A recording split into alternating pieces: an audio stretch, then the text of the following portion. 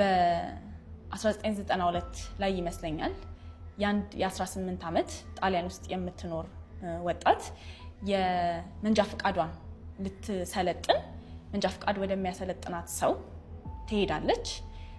መኪና ውስጥ ትገባለች። መኪናውን የሚያሰለጥናት ሰውዬ እዛ መኪና ውስጥ እንደገባች ይዟት ማንም ሊያይ ወደማይችልበት ቦታ እየነዳ ይወስዳትና ከመኪና ውስጥ አስወርዶ ጂንሷን የለበሰችውን ደንም ጂንስ አስወልቆ ይደፍራታል። ኢሚዲየትሊ ደፍሯት እገልሻለሁ ለማንም እንዳትናገሪ ብሎ አስፈራርቷት ይሄዳል። እሷ ግን ኢሚዲየትሊ ለወላጆቿ አሳወቀች፣ ለፖሊስ አሳወቀች። ሰውየው ተያዘ፣ ለፍርድ ቀረበ እና የተሰጠው ቅጣት በጣም ትንሽ ዓመት ነው እና ለምንድነው ብላ ይግባኝ በምትጠይቅ ሰዓት የቀረበላት መልስ ምንድነው?